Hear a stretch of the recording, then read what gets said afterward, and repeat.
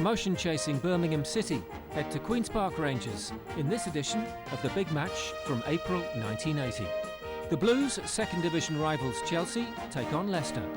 Plus, first division leaders Liverpool go to Old Trafford, where the home side badly needed a win to close the gap at the top.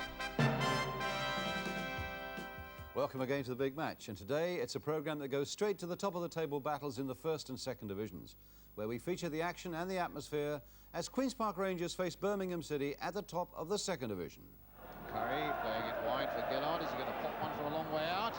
Indeed he is, and had to be pushed behind by Whelans. And still with that second division promotion issue, Leicester City against Chelsea. What a bad bit this. There's Lineker in, the chase with Nutton, and Lineker's there. And it's a mistake, and it's just gone past. And we finish off by switching to the top of the first division and that most vital match so far as the top two face each other, Manchester United against Liverpool. Wilkins looking for Jordan, who's free behind Case, and in goes Thomas, and off the line by Thompson. And that's not the end of the action either today, because today we begin our countdown to our 1980 Golden Goals competition, 12 superb goals for you to enjoy. Well, let's make a start at Loftus Road and the second division promotion match between Queen's Park Rangers, lying in 6th place at the start of the day, and Birmingham City, who came in 2nd position. So, as you can see, there was plenty at stake. It's certainly a time for strong nerves and no mistakes, and this compact Rangers ground at Loftus Road provides a testing setting for both sides today on a pitch that is heavily sanded and is hard through the middle and soft where you can see the shadow on this side of the field. So cool heads and experience like that of Tony Curry in the midfield for Queen's Park Rangers could be priceless. He's been through this sort of thing before. But then so too has Archie Gemmell in the Birmingham side that has the balance between experience and exuberance to a finer pitch, many people think, than maybe others in the promotion race. Queen's Park Rangers team today shows a change from the one that beat Chelsea on Wednesday night. Clive Allen, their top scorer, has recovered from tonsillitis and plays. Gary Waddock goes down to the substitutes bench. And David McCreary, who played up front in Allen's absence, goes back to midfield, and it could well be that he'll stick close to Archie Gemmell. Birmingham, meanwhile, are without Frank Worthington, who's suspended, so manager Jim Smith brings in Tony Towers, which suggests a strengthening of the midfield and defence in Worthington's absence, though the substitute is the striker Steve Lynex. Birmingham beat Queen's Park Rangers 2-1 at St Andrews in January. The referee today, it's Alan Robinson from Hampshire, and indeed on a day that is really made for partisan spectators, there's a group of neutrals in the crowd, young players and officials from Bermuda, here for a junior festival in Skegness. We wish them a happy trip. And in the director's box, Jasper Carrott there, a director, of course, of Birmingham City, who flew down from an engagement in Edinburgh to be here today.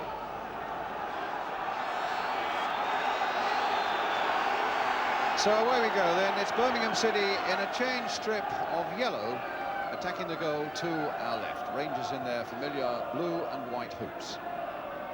Rangers who lost 3-0 at Shrewsbury last Saturday, but only one defeat in the last 9, picking up points at a crucial time in the season, and Birmingham have been going well as well. Kerbishley trying to get that ball in there. In fact, it was followed up by Kevin Broadhurst. There's Kerbishley, the former West Ham player. Rangers manager Tommy Docherty with his chairman alongside him, Jim Gregory. Another corner coming in, and a good header, and well, how on earth did Chris Woods get that away? Well, he got it by hacking it with his feet, and Rangers at the moment aren't out of the wood yet, but they could well be now. It was a terrific header by Burton, and somehow Chris Woods just got it away.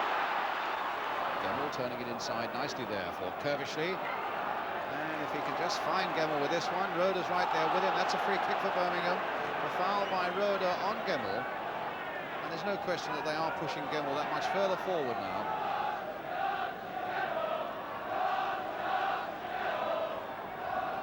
Played here for Towers. Joe Gallagher's come up for this one and put behind there by Steve Wicks. For another Birmingham City corner, which Dillon will take.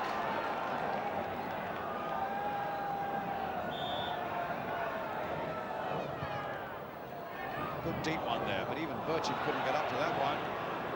But he's doing a bit of chasing, and he's got Kirbishley supporting him well there. Again, the cross coming in. Gallagher's gone up there and stayed up there, and very nearly put that one into the back of the net. In fact, it went behind, but Gallagher, who stayed up again, presenting a big 6-foot threat there to Queen's Park Rangers.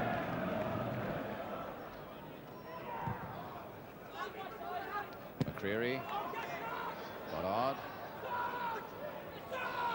McCreary playing it on nicely there for Curry. The first time that Curry has come really forward. Played inside there for Busby. Back again for Goddard. Struck well, but wide. Good move by Rangers, though. Showed a lot of thought in that one, and particularly with the way that Curry made his run forward. In the end, the shot was wide of Whelan's goal.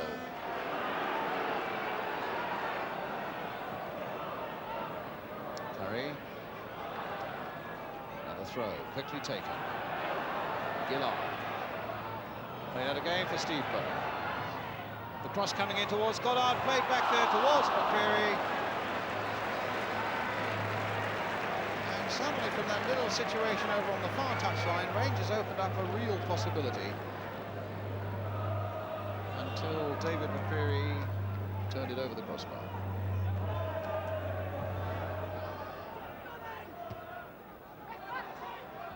Rhoda, here's Dillon, trying a pot from a long way out and scores! Took everybody by surprise there. What was that, 30 yards? Kevin Dillon. Caught it superbly, though. Chris Woods, I think a little late maybe to have seen it. Dived down there, the ball just hitting the post and going into the back of the Queen's Park Rangers net. So it's 1-0. And Kevin Dillon is the scorer for Birmingham. He might have something to smile about as well.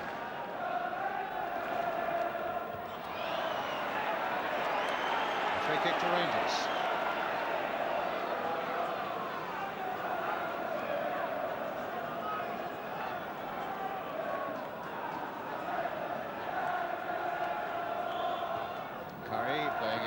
Gillard, is he going to pop one from a long way out?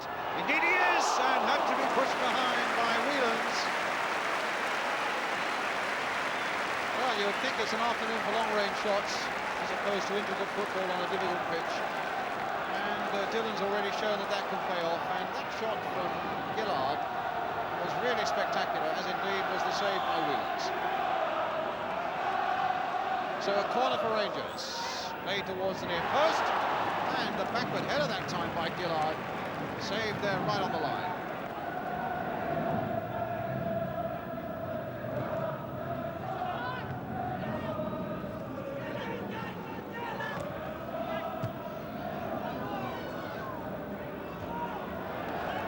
Ball over the back of the stand.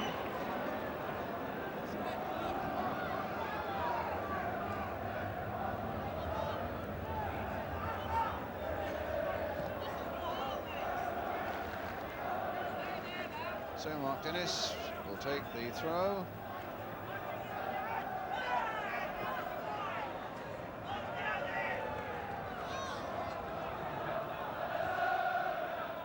And again. 5 minutes to half time.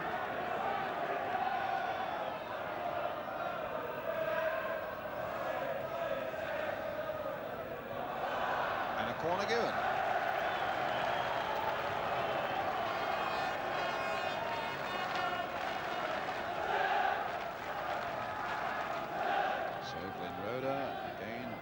Organising things in that Rangers defence. As Tony Towers takes a corner again. Birchin wants it high in the air, letting him see where he is. In fact, it went over Birchin's head, and it's Wicks with the header who got it away. Not very far. In again by Towers. That time it was Shanks and then Curry who got it on its way towards Goddard. A throw to QPR.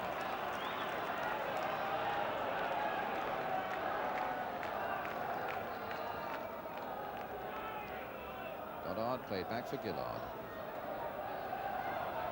Goddard again with two defenders really coming hard at him, and they didn't get him from behind, but Broadhurst got his man from behind, and it means a free kick.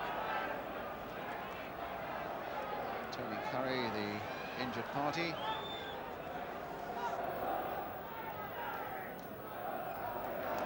Tony Curry hobbling on as Burke now crosses this free kick. Wicks is in there, got a good header in. Todd getting it away though for Birmingham. And Dennis is in there too. And it'll come loose now for Goddard. Time to get it. Oh! And Shanks getting involved with Dennis. And the game brought back.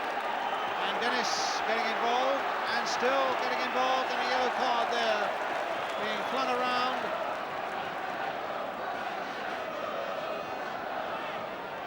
And Archie Gemmell just finding out who has got a yellow card and for what.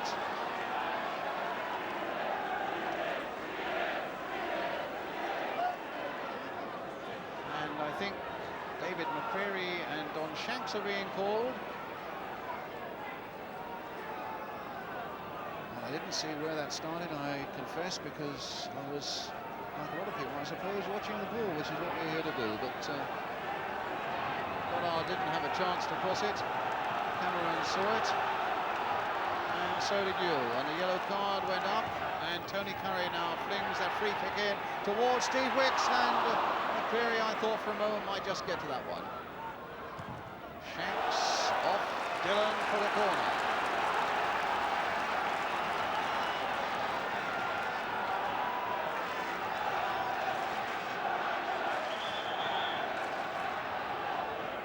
So Steve Burke with Rangers corner, coming towards half-time now. They're a goal down. Whelan's with a good safe catch. And the whistle about to go for half-time, and now it has. And it's Kevin Dillon's goal, scored 10 minutes from the end of all, that separates these two sides. Though in truth, both sides have attacked with a considerable amount of energy, and both sides might have scored at least a couple of goals. So a lot at stake, and indeed in a lot of the play I think that also showed. But a half-time situation here at Loftus Road, which says Queen's Park Rangers 0, Birmingham City 1, and we'll be back with the second half.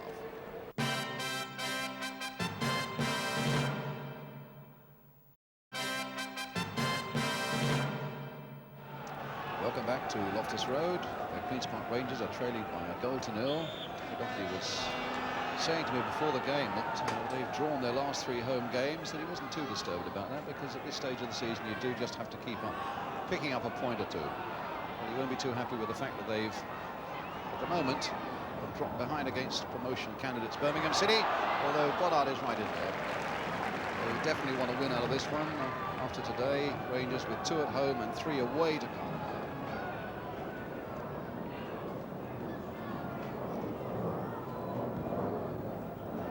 Straight to Tony Curry, now to climb out. Back again for Curry. Rangers hunting for this equalising goal. Burke playing it inside again for Gillard.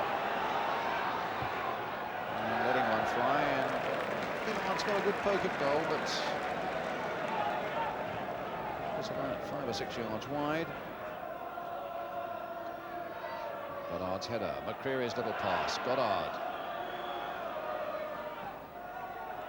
Busby.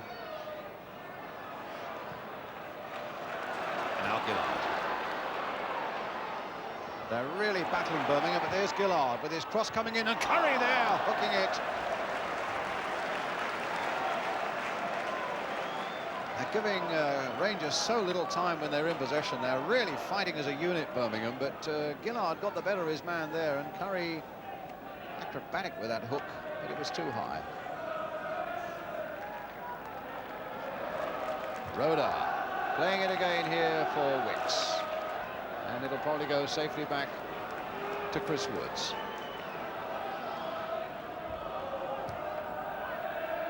Wicks. Well, he's hit that straight to Ains, or to Broadhurst rather. Handball. And a free kick to Birmingham. Gemmell's already taken it and found Kirbysley. And here's the ball coming for Ainscough. Such difficulty controlling it, but Ainscough's got it. No penalty. Well, that must say, that certainly looked it to me. And Alan Robinson says no. Gillard getting past Ainscough. Oh, that fell for Curry. A little back heel there for Allen. Curry with the shot. Suddenly something developed there for QPR, although in the end product of all people from Tony Curry wasn't really what was required.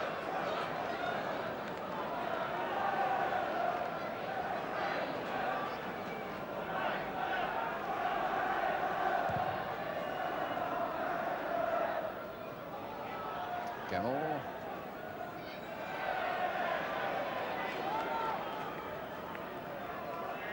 They're going to take Alan Ainscough off in a moment, in point of fact, and put Steve Lynex on. But at the moment it's Goddard for Busby with 8 minutes left. Curry. McCreary.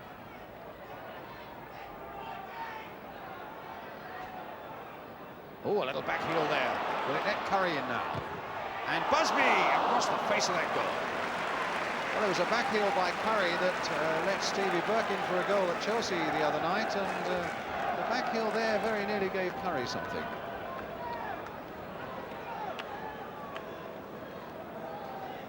So Steve Lynex waiting to come on, and I saw them pulling a number 7 out of the bag, which means that it'll be Ainscough who comes off. Oh, Curry went in really hard there on Dillon. He's getting quite a talking to there from referee Robinson.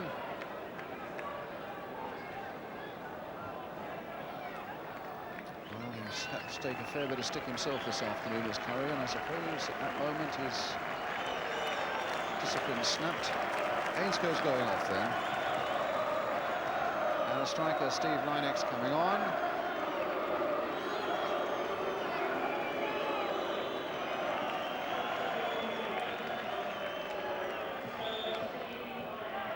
It's a free kick for Birmingham, which Mark Dennis will take.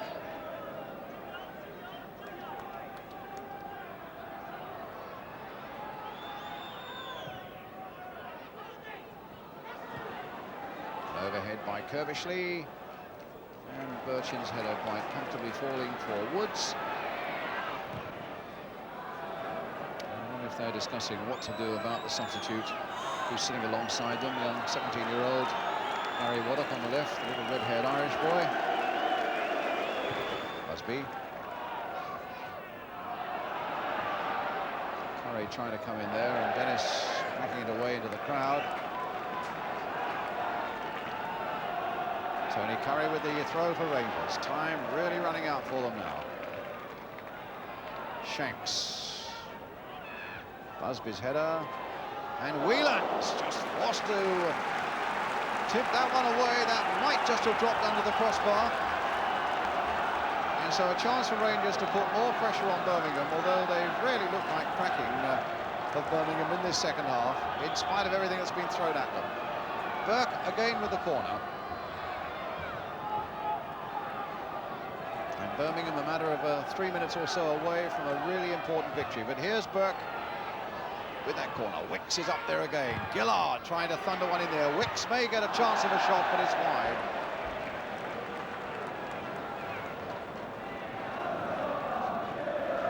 Well into injury time now, and what an important win it looks as though it's going to be for Birmingham City. Gemmell's little back flick there. Gemmell again. Tremendous influence on this Birmingham side in this game, as indeed as Colin Todd at the back. Todd particularly in the second half when Rangers have attacked them hard.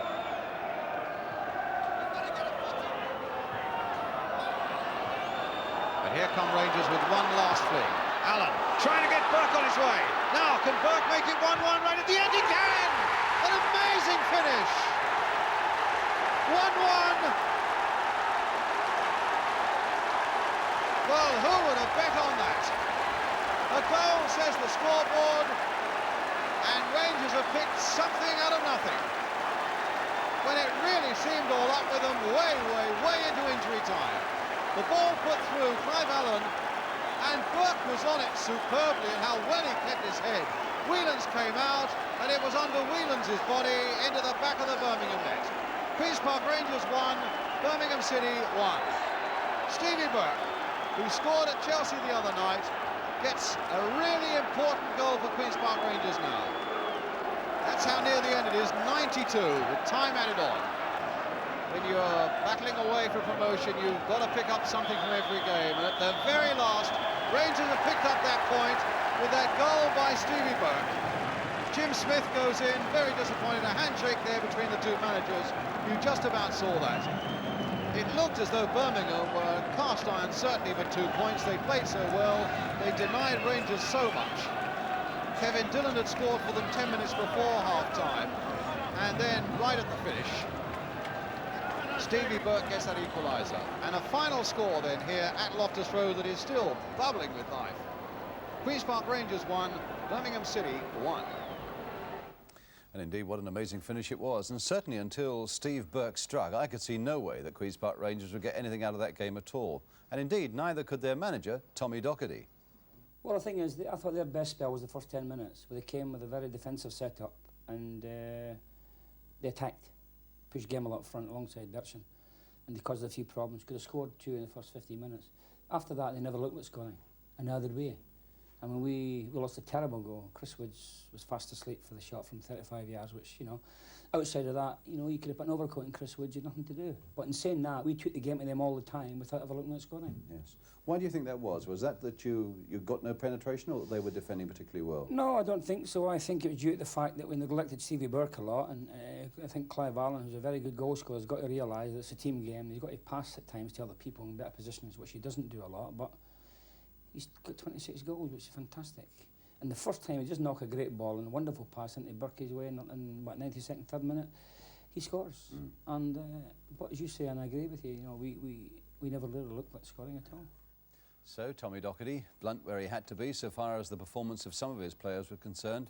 But I must say, overall, yesterday after the game, he seemed reasonably optimistic about QPR's future after they'd gained that point against Birmingham. But some of the Birmingham players went away convinced that they should have had a penalty in the second half. And I must say, you might well agree with them.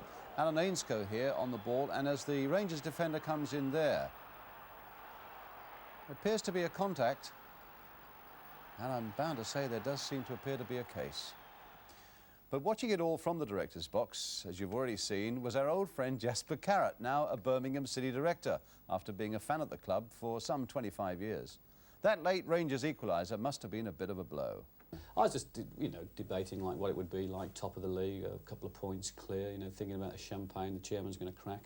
It's all gone now. It's down to lager. It is. And I can't get used to wearing these ties, Brian. I borrowed this off Derek Hobson. It looks like Derek Hobbo tie, doesn't it? That's the ATV lad. It is. Yes, indeed. What have you got left now? You've got 3 home and 3 away? 3 home, 3 away. We've got West Ham twice, Leicester, Luton, so we're playing all the top teams. We don't mind that because we tend to play better against good sides, and they're all 4-pointers, so it'll all be the old heart trembling, you know. But hopefully, I think we're in a strong position now. We'd be silly to throw it away now. I think we're almost there. It's funny hearing you talking as a football director and all this. We've got this and we've got him and we're... It's terrible, isn't it? Terrible. I keep wanting to make cracks and jokes, but like it's such an important part of my social life, and I don't know. I just tend to talk about it in depth. I'm a real football bore, you know, when I'm really into it. And the manager dreads me coming on the coach because I'm yatting all the time. He's thinking, oh God, he wants to play cards, and I'm going like, supposing we buy so-and-so and put him in defence and bring in his, and he's got to be polite because the director says I'll cut his wages if he... Self-confessed football bore Jasper Carrott. There are plenty of us about. Coming up next, though, another gripping second division promotion match as Leicester City face Chelsea. And then the big one from the First Division, Manchester United against Liverpool, to say nothing of our 12 best goals of the season as we start our Golden Goals countdown, and that's after this break.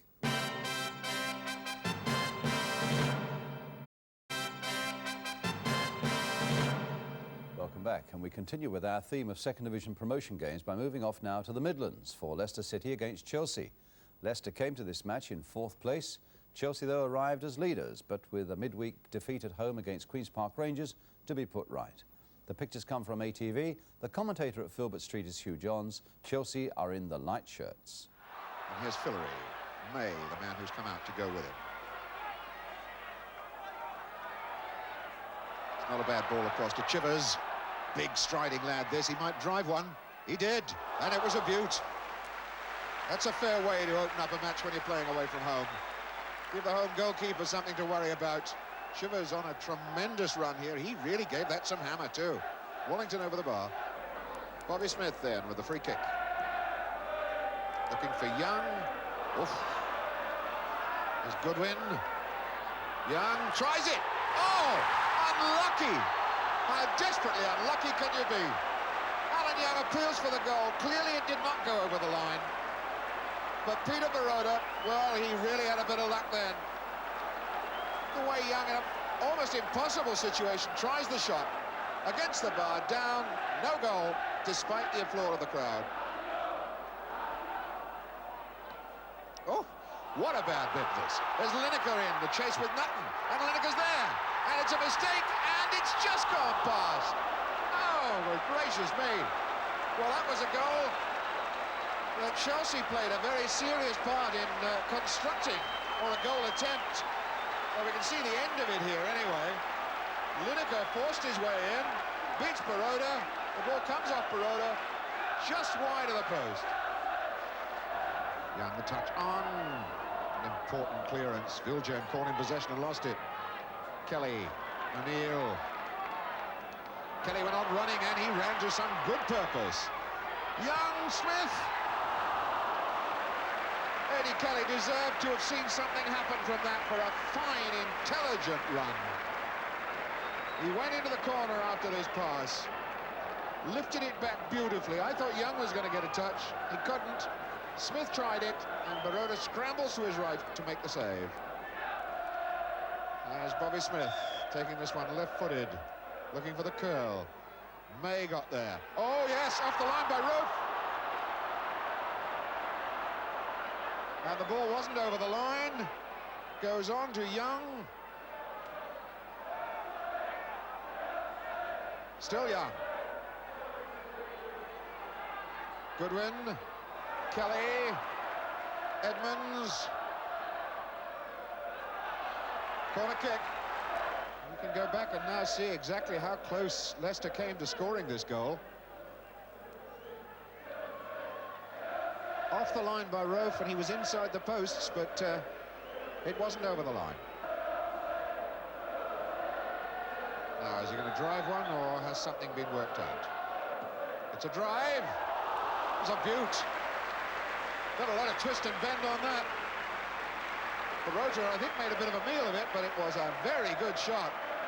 Let's have a look and see exactly how much bend Eddie Kelly got on the shot. Here he goes now. Yes, there was a lot of curve to that. And Baroda did well to snick it over the bar.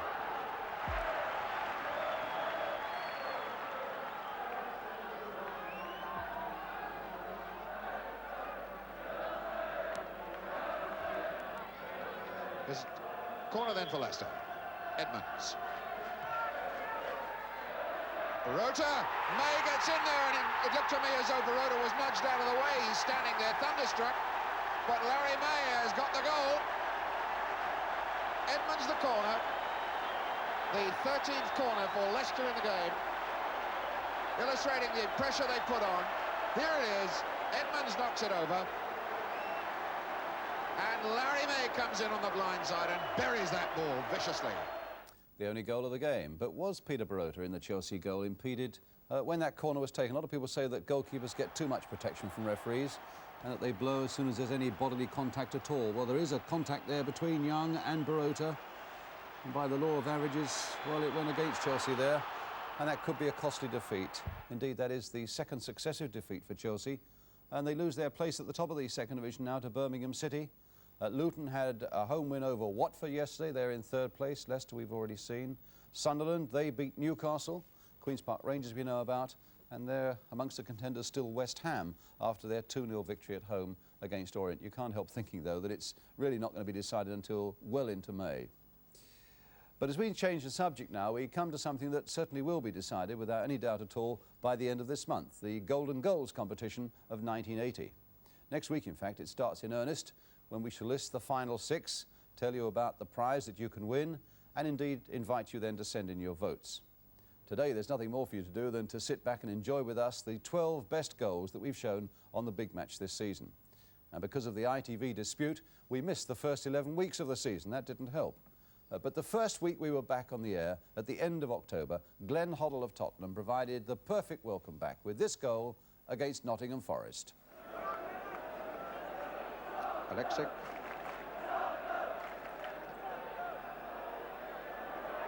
Larry Lloyd underneath this one, but beaten in the air by Jones. Armstrong's coming in there. Oh, a tremendous goal by Huddle. 1-0 to Tottenham. Into November, and Phil Boyer of Southampton, and what a season he's had, and again Nottingham Forest were the victims. Williams again. Oh, Boyer showing a nice touch. What a lovely trap and turn that was to Graham Baker. This is a great bit of play from Southampton. That's Shannon. No! Still in November, and this time it's Dennis Mortimer of Aston Villa. With this goal he scored against Stoke City at Villa Park. Brooks. Cowans. Nice control. Ball through to Little. Oh, beautiful ball up for Mortimer. Got to drive it. Oh, what a beaut. What a goal. Oh, that will do. 1-1. As we moved into December, Eric Gates of Ipswich fired in this beauty against Manchester City.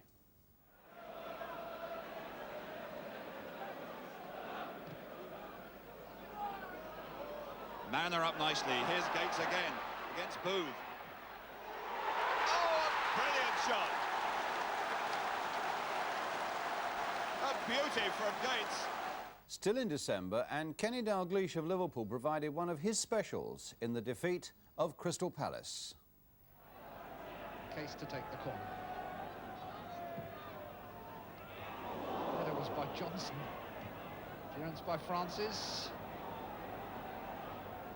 Back in again by Hansen. Cannon heading it straight up in the air. Dalglish challenging. Gilbert there. Dalglish trying to smuggle his way through. And then chip it away from Burridge.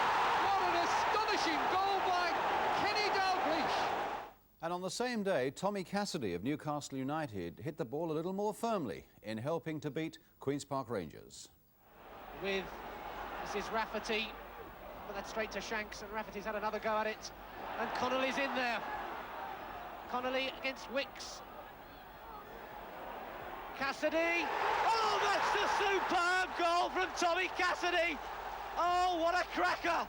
Our only candidate from January was scored by Wilf Rostron for Watford in their match against West Ham United. Ward touching it there for Rostron. A nice little play back there by Patching, still right up there amongst the front men. Nice little play there by Booth, sending Henderson, the fullback, on his way inside for Rostron. Hit first time, and a brilliant goal by Rostron for Watford. Glenn Hoddle was back on the score sheet for Tottenham, and indeed on our shortlist as well, in this February Cup tie against Birmingham City. Now Perryman. Here's Houghton. Yoreth. Hoddle letting it run there, taking it back from Armstrong. A beautiful move. Oh, a magnificent goal. Hoddle. Also in February, Glenn Roeder kept Queen's Park Rangers' promotion drive going with this goal at Preston.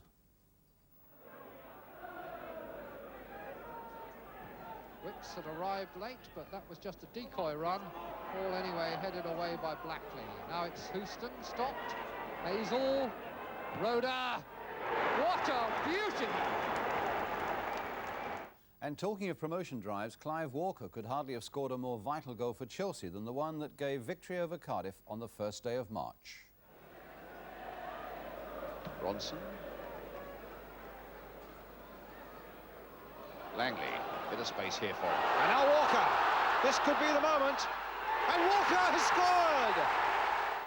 Tony Morley of Aston Villa scored an amazing goal that month in the game against Ipswich Town at Villa Park. Ormsby knocks that in. McNaughton got a touch.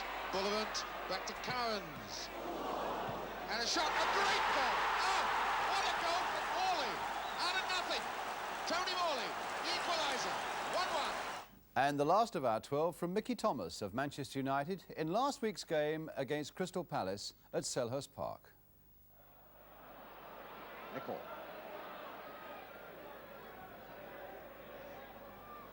Thomas. Albiston. Thomas. They let fly, is he? What a goal! Mickey Thomas, 2-0. So there are the 12 goals, there to be savoured. And now the work begins for us to cut them down to a final 6. And then the work begins for you next week when we invite you to put them in an order of merit. But all the details, including the prize that you can win, will be on the big match next Sunday afternoon, when it will also be, of course, a special FA Cup edition of the programme, when we shall be featuring one of the semi-finals of next weekend.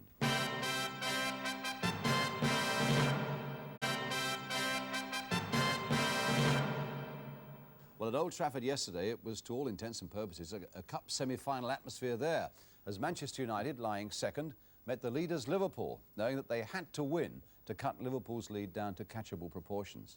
The crowd was 57,000, the pictures are from Granada Television, and the commentator Gerald Sinstadt with Manchester United in the dark shirts.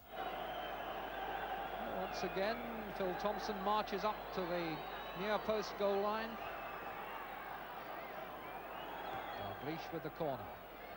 Punch not very far, and Thompson over the top. Bailey's punch was a little bit over the ball rather than under it. It didn't help it very far out. It's the punch coming, and he fisted it down a little bit, and Phil Thompson on the volley turns it over the top.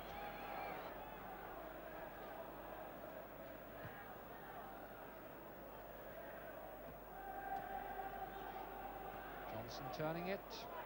McQueen for Manchester United. Kennedy, Dalglish and McQueen again, and McQueen has slipped, and Dalglish has a clear run at goal, and he scored. Once Gordon McQueen had slipped, the rest was formality.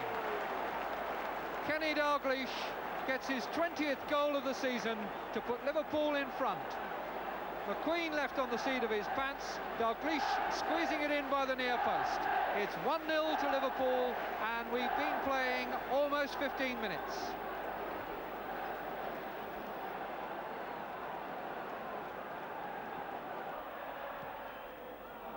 Hansen was blocking the way.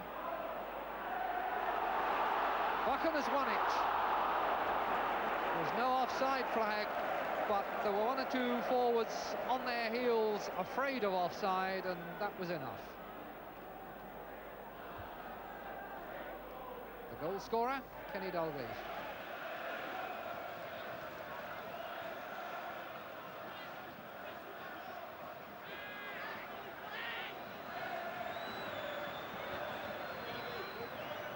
McQueen, Nicol. Koppel, Jordan, Koppel, and Alan Kennedy is in trouble. In comes Thomas. Clements has got the ball. No! Thomas has hooked it in. Well, the goal stemming from a very similar circumstance to Liverpool's opening goal, with a defender suddenly dropping out, and that allowed Koppel to play the cross. In came Thomas. It still looked as though Clements had got it, but just as he seemed to have it in his hands, Thomas recovered more quickly and stabbed it in. Kennedy down injured, and a muscle giving him a lot of pain. And Liverpool are going to make their substitution. Sammy Lee taking over from Alan Kennedy. McDermott to take Liverpool's free kick for the foul by Albiston. Koppel heads away. Greenoff intercepted by Ray Kennedy. United coming out for the offside, and although Hansen was doing the right thing, and indeed has been waved on by Pat Partridge, he will now score.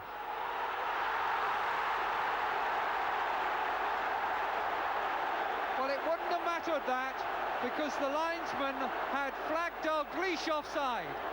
Now the ground is in an absolute ferment here.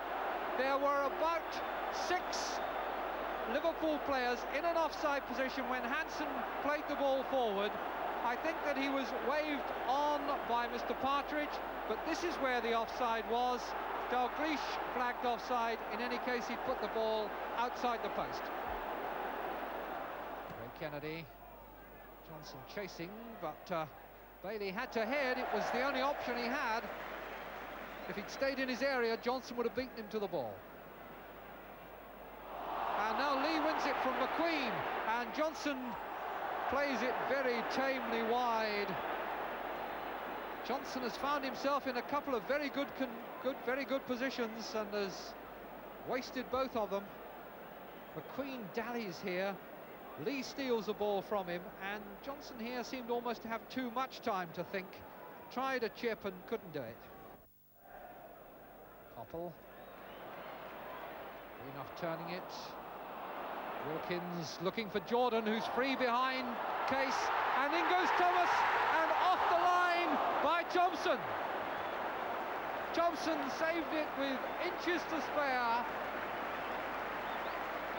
but it so nearly came off with Jordan stealing in behind Case, and then Thomas got a touch, and there were two of them there. Thompson got it away.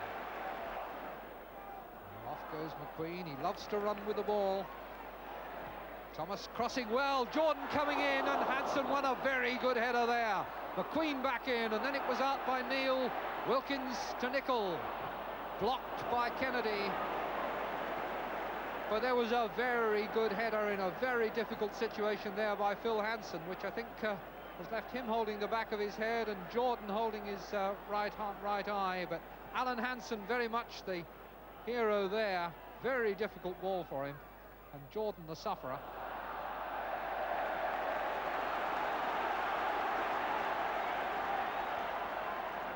Wilkins to take Manchester United's corner. McQueen lurking just in the semicircle at the edge of the area there. Clement stays on the line, and the header has gone in from Jordan. 2-1 to Manchester United.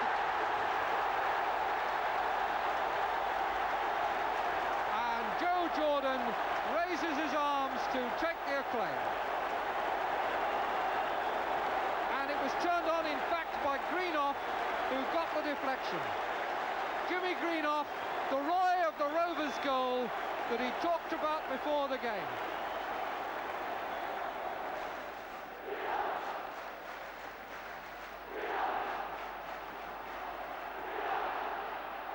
Wilkins, Jordan, and Jordan brought down, but the referee waves them on with the advantage, and a marvellous save by Clements from Macari.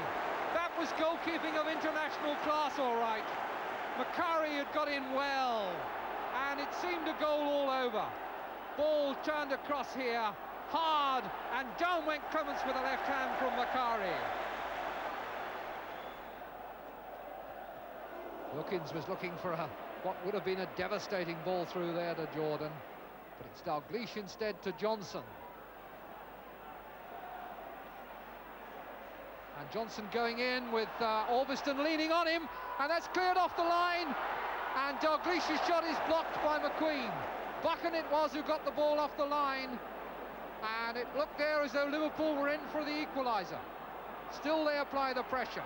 Souness headed away by Macari. Jordan, Macari bursting clear, Hansen in, and now Bailey will claim it. But so nearly then that Liverpool had the equaliser as Johnson burst in, cleared off the line by Buchan, and Dalglish's shot blocked by McQueen. So it's still 2-1 to Manchester United. Hansen got a toe to that. Jordan ahead. Wilkins' shot off the bar. Koppel could still be in here. Clements has it. And Ray Wilkins was so close to a spectacular goal then.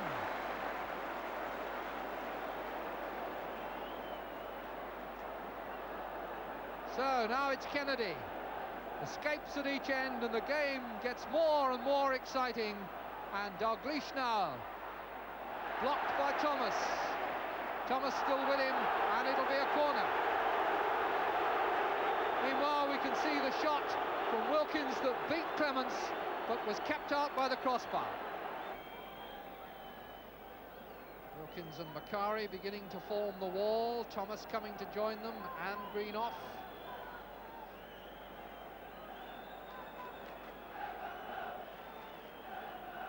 There are the four brave men. There's the angle for Case or Souness. There's Bailey on his line, or in fact a yard off it, as Case lets go the shot. There was a deflection, but over for a corner. Case, with that hammer of a right foot, really lets go. It, I think, flicked off the wall and only just over. And that's the final thrust of the game. Manchester United keep the championship open thanks to the most romantic of comebacks. Joe Jordan's big smile, it was his header that made the goal for Jimmy Greenoff. So it's many happy returns on his birthday tomorrow for Manchester United manager Dave Sexton, but no happier return than that Jimmy Greenoff has made to First Division football today. And indeed, Jimmy Greenoff's first full game since last season's FA Cup final, with so many doubts about his fitness and his future. Well, what a way to make a comeback. And his winner now cuts Liverpool's lead down to 4 points, and they both have 6 matches to go, both with 3 at home and 3 away. Well, that's it for this week. Thanks again for joining us. And everybody's saying, of course, that the thrilling promotion race at the top of the second division will only be decided on the last day of the season, and I'm not going to argue with that. And if Queen's Park Rangers, in fact, fill one of those 3 promotion places, they'll certainly know what it means to leave things late. 92 minutes on the clock, and Steve Burke won a point for them against Birmingham City yesterday. But here come Rangers with one last fling. Allen trying to get Burke on his way. Now, can Burke make it 1-1 right at the end? He can! An amazing finish!